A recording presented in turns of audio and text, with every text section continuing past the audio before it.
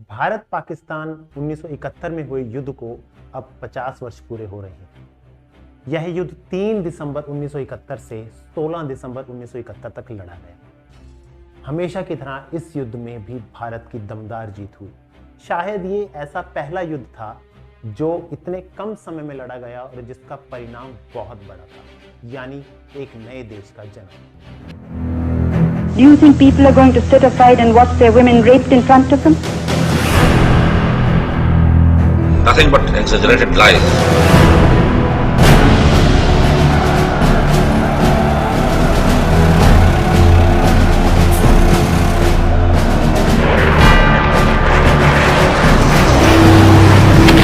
Pakistan launched a full-scale war against us. Situation created by the Indian Empire. हमेशा की तरह इस लड़ाई की शुरुआत भी पाकिस्तान ने की और अंत भारत ने किया। जी हां, हम बात कर रहे हैं 1971 में हुए भारत पाकिस्तान युद्ध की, जिसने इस दुनिया की दिशा और दशा को बदल के रख दिया।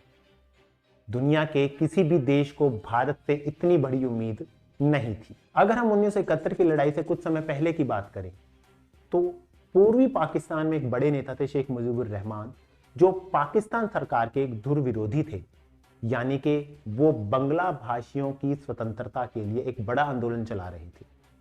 पाकिस्तानी सेना शेख मुजीबुर रहमान को गिरफ्तार कर लेती है तथा उनको जेल में डाल देती है। उनके जेल में जाने के बाद शेख मुजीबुर रहमान समर्थक एक बड़ा आंदोलन शुरू करते हैं, जिसे बंगला मुक्ति आंदोलन कहा जाता है, और लोगों के दमन के लिए पाकिस्तानी सेना उन पर जुल्म करती है, यानी महिलाओं पर अत्याचार किए जाते हैं, उन पर बलात्कार किए जाते हैं और पुरुषों को तो खास करके कत्लेआम कर दिया जाता है। इस समय में लगभग 30 लाख नागरिकों की हत्याएं कर दी जाती। पाकिस्तान सेना से परेशान होकर वहां के नागरिक भारत में घुसने की कोशिश करते हैं और मानवता के आधार पर भारत के अंदर वो शरणार्थी भी बन जाते हैं। इतनी बड़ी संख्या में शरणार्थियों का भारत में आना भारत के लिए एक बड़ी समस्या का कारण होता है। उधर पाकिस्तान से भारत के रिश्ते वैसे भी खराब थे। बंगला भाषाई लोगों की जान बचाना भी भारत की कुछ उस समय की प्राथमिकता और कूटनीतिक निर्णयों में से एक था। यानी भारत भी चाहता था कि पूर्वी पाकिस्तान अब पाकिस्तान से अलग हो जाए और एक स्वतंत्र बांग्लादेश के तौर पर स्थापित हो। शेख मुजीबुर रहमान के समर्थन करने वाली जो आंदोलनकारी संस्थाएं थी, उनका संयुक्त मोर्चे का नाम था मुक्ति वाहिनी। भारत सैनिकोों के माध्यम से मुक्ति वाहिनियों का समर्थक था, यानी वो उसको लगातार हथियार या फिर ऐसी तमाम प्रकार की सहायताएं उनको प्रदान कर रहा। भारत यह चाहता था कि पूरी पाकिस्तान में रहने वाले बंगला भाषाई लोगों को उनके स्वतंत्रता और अधिकारों से वंचित ना किया जा सके, यानी वो अगर चाहते हैं तो अलग देश के तौर पर वो स्थापित हो सके। भारत की इसी मंशा को देखते हुए पाकिस्तान भारत से दोनों मोर्चे पर लड़ने की तैयारी में था। पाकिस्तान शुरू से ही अमेरिका का साथी रहा है, यानी कि अमेरिका ने हर कदम पर पाकिस्तान का साथ दिया था। शायद इसी वजह से पाकिस्तान कुछ ज्यादा ही अपने आप को कॉन्फिडेंट मान रहा था। वो ये समझ रहा था कि भारत पर हमला करने के बाद भारत अब 1965 के दौर से थोड़ा सा कमजोर हो गया है और वो यहां पर युद्ध नहीं चाहेगा और अमेरिका के माध्यम से पाकिस्तान भारत को झुका लेगा। इसी दौरान भारत और पाकिस्तान की इंटेलिजेंस एजेंसियां अपना काम कर रही थी। एक दूसरे की रेडियो फ्रीक्वेंसी को बार बार ट्रैप करने की कोशिश हो रही थी। काफी मशक्कतों के बाद 10 नवंबर 1971 को पूर्वी पाकिस्तान और पश्चिमी पाकिस्तान के बीच में एक रेडियो फ्रीक्वेंसी पर मैसेज को डिकोड कर लिया गया। यह भारतीयों की पहली सफलता है, जिसमें एक सबसे बड़ी और सबसे महत्वपूर्ण सूचना यह प्राप्त होती है कि पाकिस्तान नेवल शिप की एक पनडुब्बी जिसका नाम पीएनएस गाजी था, उसको भारत के सबसे बड़े विमान वाहक पोत विक्रांत को नष्ट करने के लिए आदेश प्राप्त हो गया है। यानी पाकिस्तानी पीएनएस गाजी अब छुपकर वार करने की तैयारी में थी। पीएनएस गाजी एक इलेक्ट्रिक डीजल पनडुब्बी थी। पनडुब्बी यानी सबमरीन, जो पानी के अंदर रहकर छुपकर वार करती है। इसे साइलेंट किलर भी कहा जाता है। वो उस समय की अपने टाइम की सबसे मॉडर्न पनडुब्बी थी, जिसे 1963 में अमेरिका से खरीदा गया और इसका पुराना नाम यूएसएस डियाब्लो था। पीएनएस गाजी अपने समय की सबसे एडवांस पनडुब्बी थी, क्योंकि ऐसी पनडुब्बी सिर्फ दक्षिण एशियाई देशों में सिर्फ पाकिस्तान के पास थी और इसकी मारक क्षमता भी काफी दूर तक थी, यानी इसकी रेंज बहुत ज्यादा थी। उस समय विक्रांत में कुछ लीकेज प्रॉब्लम की वजह से विक्रांत उतनी तेजी से कार्य नहीं कर पा रहा था।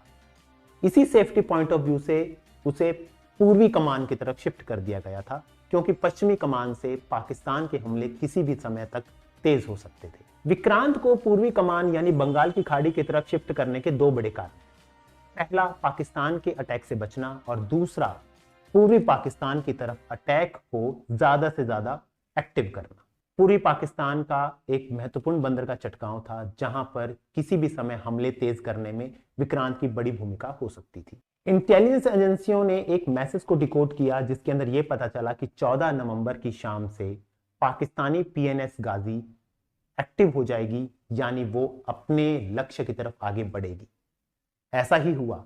14 नवंबर की शाम को पाकिस्तानी पनडुब्बी कराची बंदरगाह से निकलती है और धीरे धीरे भारत के क्षेत्र में प्रवेश करने की शुरुआत कर देती है। यानी पहले खबर उसके पास ये थी कि विक्रांत शायद मुंबई खड़ा है, लेकिन ऐसी जो अफवाह थी वो गलत साबित हुई। पाकिस्तान पनडुब्बी भारतीय जल क्षेत्र के साथ साथ चलती हुई श्रीलंका पहुंचती है और वहां पर वो ईंधन भरती है, यानी वो रिफ्यूलिंग करती है।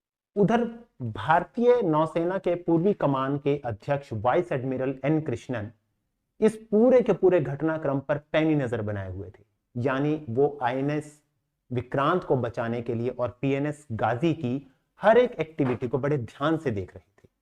इसी दौरान जो PNS गाजी थी वो विशाखापट्टनम के वाटर नेविगेशन में एंटर कर जाती है। अकेली PNS गाजी ही थी जो इतनी लंबी दूरी तय कर सकती थी, और PNS गाजी की खास बात यह थी कि उसके जो कमांडर इन चीफ थे वो जफर मोहम्मद खान थे, जो पाकिस्तान नेवी के एक बड़े ही सूझवान और काबिल ऑफिसर। भारतीय सैनिकों को इस बात की पूरी पुख्ता खबर मिल चुकी थी कि PNS गाजी का मुख्य लक्ष्य विक्रांत को समाप्त करना है तथा वह अपने काम के लिए निकल चुकी है। उधर हिंद महासागर में भारतीय नौसेना अपनी स्थिति को मजबूत करने के लिए और बांग्लादेश पर यानी पूर्वी पाकिस्तान पर हमला करने के लिए एकदम तैयार थी, यानी दक्षिणी हिंद महासागर में वह बिल्कुल अपने मोर्चे को मजबूत कर रही थी। भारतीय विमान वाहक पोत विक्रांत भारत का पहला सबसे बड़ा एक एयरक्राफ्ट कैरियर था। एयरक्राफ्ट कैरियर क्या होता है? जिस पर एक तरह से अपने आप में एक बहुत बड़ा स्टेशन स्टैब्लिश होता है, बहुत सारे एयरक्राफ्ट उसके ऊपर खड़े हो सकते हैं, वहां से वो टेक ऑफ कर सकते हैं, लैंड कर सकते हैं, हेलीकॉप्टर्स होते हैं, एंटी एयरशिप मिसाइल्स होती हैं, एंटी एयर गन्स होती हैं, किसी भी एयर अटैक को रोकने के लिए सारे के सारे इक्विपमेंट्स उस पर लगे होते हैं। यानी किसी भी कंट्री की नेवी के लिए उसकी बैकबोन का काम करते हैं एयरक्राफ्ट कैरियर। ईस्टर्न फ्रंट पे विक्रांत की मौजूदगी ही पाकिस्तान के लिए सबसे बड़ी परेशानी का कारण था। गाजी जब कराची से निकली तो उसका टारगेट था अगले 10 से 15 दिन में विक्रांत को समाप्त कर देना। INS विक्रांत को भारत ने ब्रिटेन से वर्ष 1957 में खरीदा। विक्रांत का पुराना नाम HMS हरक्यूलिस था, जो सेकेंड वर्ल्ड वॉर के दौरान तैयार किया गया था। हालांकि इसने सेकेंड वर्ल्ड वॉर में कभी पार्टिसिपेट किया नहीं, लेकिन ये अपने आप में बहुत शक्तिशाली था। इस गाजी के कराची से निकलने के बाद बहुत सारी ऐसी पनडुब्बियां थी जो कि पाकिस्तान की कराची से निकल चुकी थी और भारतीय जल क्षेत्र में प्रवेश करके इसके लिए सबऑर्डिनेट का काम भी कर रही। भारतीय इंटेलिजेंस एजेंसियां और पाकिस्तान की इंटेलिजेंस एजेंसी तथा साथ के साथ इस इंटेलिजेंस एजेंसियों के लिए काम कर रहे जासूस, इन सब के लिए एक लुका छुपी का दौर चला। भारतीय सेनाएं अपनी इंटेलिजेंस की सहायता से पाकिस्तान की इंटेलिजेंस एजेंसियों को बेवकूफ बना रही थी और पाकिस्तान की एजेंसियों को यह लग रहा था कि वो भारत से एक कदम आगे चल रही है। यानी कि PNS गाजी को अब भारतीय जल क्षेत्र में देखा गया, ऐसा आभास भारतीय मछुआरों को हुआ और भारतीय मछुआरों ने यहां पर यह सूचना नौसेना के अधिकारियों को दी।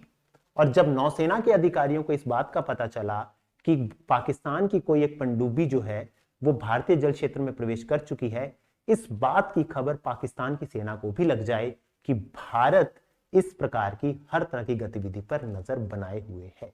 विक्रांत की रेडियो फ्रीक्वेंसी को बार बार डिकोड करते हुए पाकिस्तानियों को इस बात की सूचना मिली कि विशाखापट्टनम में ही विक्रांत मौजूद है, क्योंकि इस रेडियो फ्रीक्वेंसी से बार बार इस प्रकार के मैसेज को इंटरसेप्ट किया जा रहा है कि विक्रांत को बहुत सारे राशन की जरूरत है, बहुत सारे कपड़ों और सामान की जरूरत ऐसी ही इंटेलिजेंस एजेंसियां भारतीय बाजारों में भी मौजूद थी, जहां से बहुत सारे राशन और सामान की मांग की गई थी, जिससे कि पाकिस्तानियों को इस बात के पुख्ता सबूत मिले कि विशाखापट्टनम में विक्रांत की मौजूदगी कंफर्म हो चुकी है। उधर पीएनएस गाजी के कमांडर इन चीफ को भी इस बात का पता चल गया कि भारतीय नौसेना उसकी मौजूदगी का पता लगा चुकी है। 1 दिसंबर के आसपास पीएनएस गाजी विशाखापट्टनम के वाटर नेविगेशन में एंटर कर जाती है। गाजी के लिए एक सबसे बड़ी प्रॉब्लम यह थी कि वो काफी समय से पानी के अंदर रह रही थी।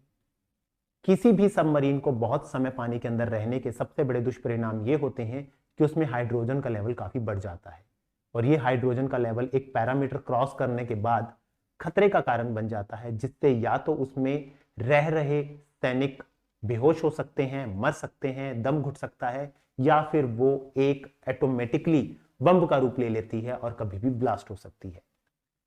हर एक सबमरीन को एक पर्टिकुलर टाइम के बाद समुद्र की सतह पर आना होता है फ्रेश एयर के लिए, ताकि वो पोल्यूटेड फ्री भी हो सके और ताजी हवा भी ले सके। ऐसा ही गाजी के लिए भी किया जाना था।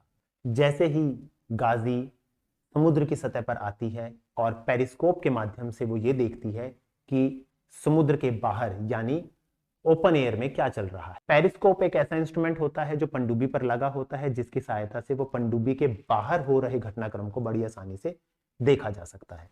जैसे ही पीएनएस गाजी ने पेरिस्कोप के माध्यम से ये देखा कि एक बहुत बड़ा समुद्री बेड़ा पीएनएस गाजी की दिशा में ही बढ़ रहा है, तो वो घबरा गई। यानी वो ऊपर आने के बाद 90 सेकंड के अंदर अंदर वो वापस समुद्र की सतह पर चले गए, ताकि किसी भी प्रकार का कोई खतरा ना पैदा हो, क्योंकि उसका मेन टारगेट विक्रांत को डिस्ट्रॉय करना था, ना कि विक्रांत से आमने सामने की लड़ाई लड़ना। कमांडर इन चीफ ने यह प्लान बनाया कि हम 3 से 4 दिसंबर की सुबह को पीएनएस गाजी को समुद्र की सतह पर ले जाएंगे तथा बैटरी रिप्लेस और रिचार्ज करके और फ्रेश एयर लेकर हम उसके बाद विक्रांत की तरफ आगे बढ़ेंगे। लेकिन इसी प्लान के बीच पाकिस्तान एयरफोर्स ने भारतीय सेना के 11 हवाई अड्डों पर हमला कर दिया, जिसमें सबसे मेन थे श्रीनगर, अमृतसर, पठानकोट, अंबाला, आगरा, जैसलमेर। जिस समय भारतीय प्रधानमंत्री इंदिरा गांधी इस बात की अनाउंसमेंट कर रही थी कि पाकिस्तान ने 11 हवाई अड्डों पर हमला किया है तथा उसको अब जवाब देने का सही समय आ गया है, इसी दौरान विशाखापट्टनम के तट पर एक बहुत बड़ा ब्लास्ट होता है। अब ये ब्लास्ट क्या था, इसके बारे में किसी को कुछ पता नहीं। किसी का यह कहना था कि पाकिस्तान ने विशाखापट्टनम एयरबेस पर हमला कर दिया है, किसी ने यह कहा कि एक बहुत बड़ा भूकंप आ गया। देखने पर यह लगा कि बहुत ऊंची ऊंची लहरें विशाखापट्टनम तट पर टकरा रही। बाद में पता चला यह पाकिस्तानी पनडुब्बी में हुआ एक बहुत बड़ा ब्लास्ट था, जिससे कि पीएनएस गाजी बड़े आराम से समुद्र के अंदर धीरे धीरे समा रही थी, यानी पीएनएस गाजी अब डिस्ट्रॉय हो चुकी थी। अब कहानी में सबसे बड़ा ट्विस्ट यह है कि जिस आईएनएस विक्रांत को पीएनएस गाजी डिस्ट्रॉय करने आई थी, वो वहां पर था ही नहीं। ईस्टर्न कमांड के chief vice admiral N Krishnan इस पूरे प्लान को बड़ी बखूबी से अंजाम दे रहे थे।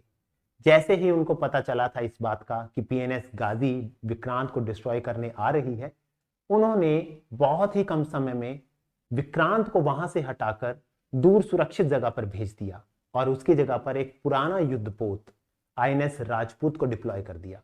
इसका मेन उद्देश्य यह था कि विक्रांत को किसी भी प्रकार से नुकसान से बचाया जा सके, और विक्रांत की ही फ्रीक्वेंसी का यूज करते हुए आईएनएस राजपूत हर तरह के मैसेज देता रहा।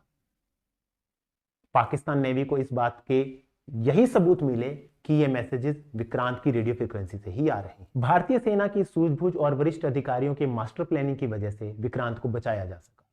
विक्रांत को विशाखापट्टनम पोर्ट से हटाकर अंडमान निकोबार दूर भेज दिया गया था, ताकि उस पर किसी भी प्रकार का खतरा ना हो सके। विक्रांत की फ्रीक्वेंसी पर बहुत सारे राशन की मांग करना और बाजारों से भी राशन की बहुत बड़ी खरीदारी करना, यह भारतीय नेवी की सूझबूझ का एक बहुत बड़ा मास्टर प्लान था। जानबूझकर यह प्लान बनाया गया ताकि पाकिस्तान इसी मुखालफत में रहे कि यह सब खरीदारी विक्रांत के लिए हो रही है और विक्रांत विशाखापट्टनम में ही खड़ा। उधर आईएनएस राजपूत, जिसको विक्रांत की जगह पर डिप्लॉय किया गया था, उसमें भी सैनिकों की संख्या काफी कम कर दी गई थी, ताकि इन केस अगर पाकिस्तान की पीएनएस गाजी इस पर अटैक करे तो कम से कम नुकसान। पीएनएस गाजी के डिस्ट्रॉय होते ही पाकिस्तानी नेवी का वो सपना जिसे वो विक्रांत को खत्म करने का देख रहे थे वो चूर चूर हो गया। अगर विक्रांत समाप्त हो जाता तो भारतीय नेवी की बैकबोन टूट जाती और हिंद महासागर क्षेत्र में भारतीय नेवी का जो एक वर्चस्व था उसको बहुत बड़ा झटका लगता, क्योंकि इसी मौके की तलाश में अमेरिका भी था।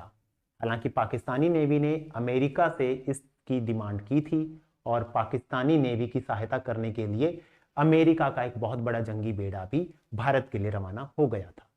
लेकिन भारत ने उन्हीं दिनों एक कूटनीतिक चाल चलते हुए कुछ समय पहले रूस के साथ एक ट्रीटी की थी, जिसमें यह कहा गया था कि दोनों देशों में अगर किसी पर भी कोई भी अटैक होता है तो वो दूसरे देश पर भी अटैक माना जाएगा। यानी अगर पाकिस्तान भारत पर आक्रमण करता है, अमेरिका भारत पर आक्रमण करता है, तो इसे रूस अपने ऊपर हुए आक्रमण के तौर पर देखेगा।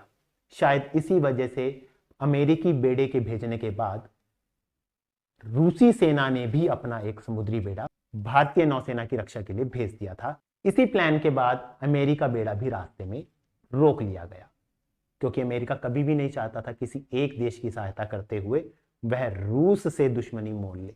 रूसी सेना वैसे भी बहुत आक्रामक होती है। पीएनएस गाजी में हुए ब्लास्ट को लेकर अलग अलग धारणाएं हैं। पहली धारणा यह है कि पीएनएस गाजी ने विक्रांत को समाप्त करने के लिए बहुत सारी माइंस बिछाई थी। शायद इसी माइंस को इधर से उधर करते हुए वो माइंस खुद पीएनएस गाजी से ही टकरा गई, तो ब्लास्ट का कारण एक ये भी हो सकता है। दूसरा कारण यह भी हो सकता है कि बहुत ज्यादा हाइड्रोजन का लेवल होने की वजह से पनडुब्बी खुद ही ब्लास्ट कर गई। हालांकि बाद में जांच रिपोर्टों से अलग अलग रिपोर्टें सामने आई। अमेरिका और रूस देशों ने बाद में अपने खर्चे पर इसी पीएनएस गाजी के मलबे को निकालने के लिए भारत से रिक्वेस्ट की, लेकिन भारत ने इस रिक्वेस्ट को मना कर दिया। भारत पाकिस्तान युद्ध के अंत के समय की घटना को पाकिस्तानी इतिहास की सबसे बुरी घटना के तौर पर याद किया जाता है। इस युद्ध में पाकिस्तान के 90 से 93 हजार फौजियों ने आत्मसमर्पण किया।